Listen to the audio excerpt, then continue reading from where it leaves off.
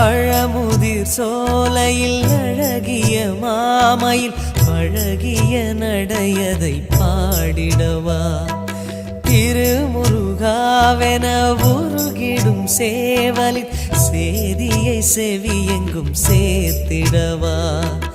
அலையாடும் செந்தூர் அதிலாடும் ஒரு தேர் அலையாடும் செந்தூர் அதிலாடும் ஒரு தேர் விளையாடும் கோலம் வரைந்திடவா